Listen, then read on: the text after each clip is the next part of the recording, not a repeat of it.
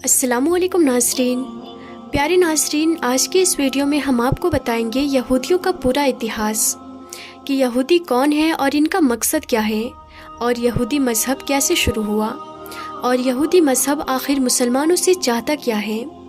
اور ان یہودیوں نے اپنے سینوں میں کون سا راز چھپایا ہے، اور یہودی لوگ کون سی پرانی نشانیوں کو ڈھونڈتے رہتے ہیں۔ ان سب سوالوں کا جواب آج آپ کو اسی ویڈیو میں دیں گے، اسی لیے میری آپ سب سے ریکویسٹ ہے کہ آپ اس ویڈیو کو آخر تک ضرور دیکھیے گا۔ ناظرین، دراصل یہودی ایک ایسی بری قوم رہی ہے کہ جنہوں نے ہزاروں سال اپنی زندگی اللہ تعالیٰ کی نافرمانی میں گزاری ہے۔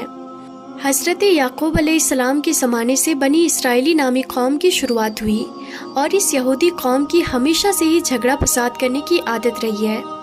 اور اللہ تعالیٰ نے اس پر بہت بار لعنت کی ہے، اور اس بنی اسرائیل کے دھوکے بازی کی پوری کہانی قرآن پاک میں بتائی گئی ہے، جس کے بعد اس قوم کو حکومت کے پد سے ہٹا دیا گیا،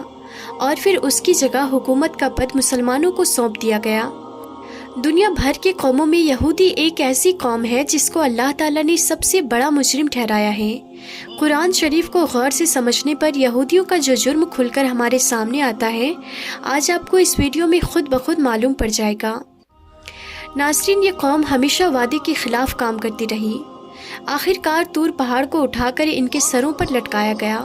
لیکن اس کے باوجود بھی ان کے وعدہ توڑنے کا سلسلہ چلتا رہا،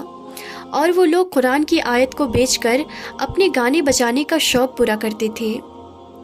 دوسروں کو نیکی کرنے کو کہتے تھے لیکن خود نہیں کرتے تھے۔ اور ناظرین، ان کو فرعونیوں کے ظلم سے بچانے اور سمندر میں راستہ دیے جانے کے باوجود بھی یہ لوگ اللہ تعالیٰ کی نافرمانی کرتے رہے، اور جب حضرت موسیٰ علیہ السلام طور پہاڑ پر جا کر اللہ تعالیٰ سے بات چیت کرتے تو اس بیچ اس قوم کے لوگ بچڑے کی پوجا کرنے میں لگ جاتے۔ ان کی اس حرکت کو دیکھ کر اللہ تعالیٰ نے حضرت موسیٰ علیہ السلام کے ذریعے حکم دیا کہ گائے کو ذبح کرو، تو یہ لوگ سن کر حیران ہو گئے، اور ان لوگوں نے حضرت موسیٰ علیہ السلام سے کہا کہ آپ جائیے اور اللہ تعالیٰ کا صحیح حکم لے کر آئیے۔ اور اس طرح ان لوگوں نے 5 بار حضرت موسیٰ علیہ السلام کو طور پہاڑ پر بھیجا، صرف اس لیے کیونکہ وہ لوگ گائے کو ذبح کرنے سے بچنا چاہتے تھے،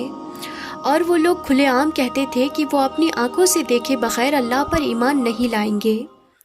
خیر ناظرین، اللہ تعالیٰ نے جب انہیں بغیر محنت کیے آسمان سے کھانا بھجوانا شروع کیا تو ان لوگوں نے ضد کر کے اس کو بند کروایا، اور انہوں نے حضرت موسیٰ علیہ السلام سے کہا کہ ان کے لیے کھانے پینے کا انتظام جیسے کہ اناج، سبزیاں، پھل وغیرہ زمین میں ہی اگا دیا جائے۔ جبکہ ناظرین، ریگستان کی کڑک دھوپ سے بچنے کے لیے اللہ تعالیٰ کی طرف سے ان پر بادلوں کا سایہ کیا گیا، لیکن اتنا سب کچھ ملنے کے باوجود یہ لوگ اللہ تعالیٰ کے سامنے نہیں جھکے۔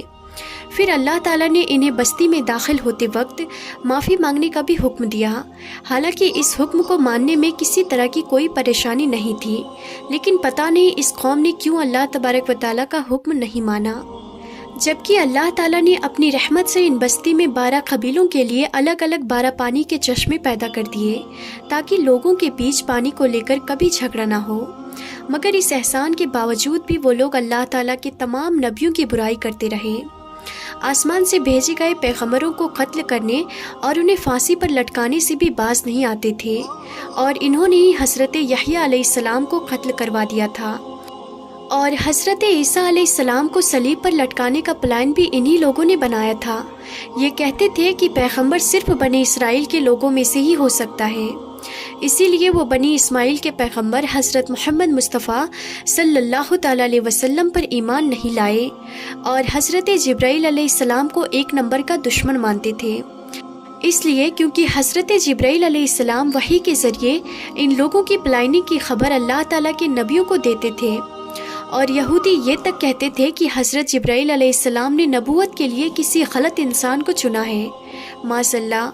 اور ناظرین، اگر نبی کریم صلی اللہ تعالیٰ علیہ وسلم کی مجلس میں ان کے کسی آدمی کے منہ سے سچی بات نکل بھی جاتی تھی تو وہ بعد میں انہیں برا بھلا بھی کہتے تھے، اور بڑے دعوے سے اس قوم کے لوگ کہتے تھے کہ یہ اللہ کے چہیتے ہیں اور جہنم کی آگ ان کو کبھی نہیں چھوئے گی۔ حالانکہ اس یہودی قوم کے آپس کے جھگڑے بھی بہت سخت ہوا کرتے تھے، اور یہ آپس میں مار کاٹ بھی کرتے تھے، اور قبیلوں میں جا کر قبیلے کے لوگوں کو بستیوں سے ہی نکال دیا کرتے تھے، جیسا کہ اب وہ فلسطینیوں کے ساتھ کر رہے۔ حضرت محمد مصطفیٰ صلی اللہ تعالیٰ علیہ وسلم کے آنے سے پہلے یہ لوگ ایک نبی کے آنے کی بات کیا کرتے تھے اور مدینہ والوں سے کہا کرتے تھے کہ اس نبی کو آنے دو، ہم تم سے نپٹ لیں گے۔ لیکن نبی کریم صلی اللہ تعالیٰ علیہ وسلم کے آنے کے بعد وہی یہودی رسول پاک صلی اللہ تعالیٰ علیہ وسلم کے برے دشمنوں میں سے ایک ہو گئے، اور تو اور یہ لوگ جادو بھی سیکھتے اور سکھاتے تھے، اور اسی جادو سے میاں بیوی کے بیچ جھگڑے فساد کروا دیتے تھے، اور اس جادو کو حضرت سلیمان علیہ السلام سے بھی جوڑ دیتے تھے۔ حالانکہ قرآن پاک میں موجود ہے کہ حضرت سلیمان علیہ السلام کا دور دور تک جادو سے کوئی مطلب نہیں ہے، کوئی تعلق نہیں ہے۔ نبی کریم صلی اللہ تعالیٰ علیہ وسلم پر بھی ان یہودیوں نے ایک بار جادو کیا تھا، اور اس کے علاوہ ایک بار حضور نبی کریم صلی اللہ تعالیٰ علیہ وسلم کو چٹانوں کے ذریعے زخمی کرنے کی بھی کوشش کی تھی،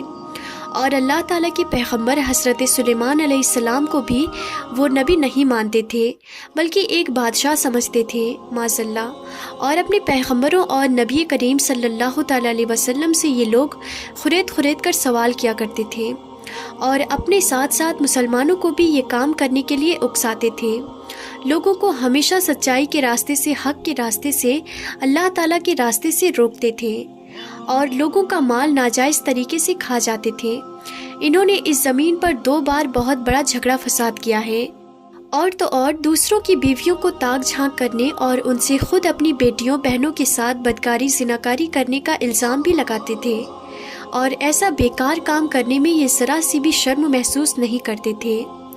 جب حضرت موسیٰ علیہ السلام نے یہودیوں کو فلسطین کے حکمران کے خلاف جنگ کرنے کا حکم دیا تو ان یہودی قوم کے لوگوں نے یہ کہا تھا کہ اے موسیٰ، ہم وہاں ہرگز نہیں جائیں گے، وہاں پر آپ جائیں اور آپ کا رب جائے، ہم نہیں جائیں گے، ہم تو فی الحال یہیں پر بیٹھے رہیں گے۔ اس کا ذکر سورہ مائدہ کے آیت نمبر 24 میں موجود ہے، اور قرآن پاک میں ایک اور جگہ ہے، اور ان میں سے کچھ لوگ ایسے ہیں جو کہ کتاب پڑھتے ہیں اور زبان کا الٹ پھیر اس طرح سے کرتے ہیں کہ تم سمجھو کہ وہ کچھ وہ پڑھ رہے ہیں کہ وہ کتاب ہی کی عبارت ہے، اور یہ سورہ آل عمران کی آیت نمبر 78 میں موجود ہے۔ اور ایک جگہ قرآن پاک میں ہے کہ ان یہودیوں کی گستاخی اتنی زیادہ تھی کہ وہ یہ بھی کہتے تھے کہ ماذ اللہ فقیر ہیں اور ہم دولت مند ہیں، نعوذ باللہ، سورہ آل عمران آیت نمبر 181۔ اور ایک جگہ قرآن پاک میں موجود ہے نعوذ باللہ، اور یہ کہتے تھے کہ یہ جانور اور یہ کھیت محفوظ ہیں، انہیں صرف وہی لوگ کھا سکتے ہیں جنہیں ہم کھلانا چاہتے ہیں۔ قرآن مجید کی سورہ انعام آیت نمبر 138 میں موجود ہے۔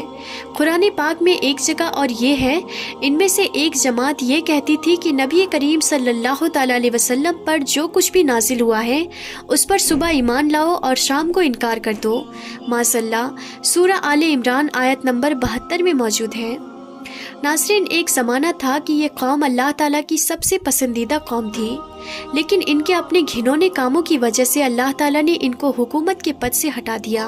اور ناظرین، یہودی کیونکہ قرآن پاک کو نہیں مانتے، اسی لیے انہیں پتہ نہیں ہے کہ ہم اللہ تعالیٰ کی بارگاہ سے ٹھکرائے ہوئے ہیں، اور یہ اپنے آپ کو آج بھی اللہ تعالیٰ کے نزدیک پسندیدہ سمجھتے ہیں،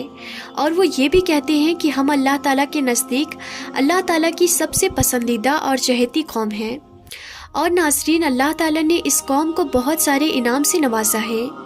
انہی میں سے ایک تابوت سکینہ بھی ہے۔ تابوت سکینہ کیا ہے، اس پر بھی ہم پوری ڈیٹیل ویڈیو آگے انشاءاللہ لے کر آئیں گے۔ تو فی الحال کی اس ویڈیو میں اتنا ہی، ہم پھر ملتے ہیں اگلی نئی ویڈیو میں، تب تک کے لیے خدا حافظ۔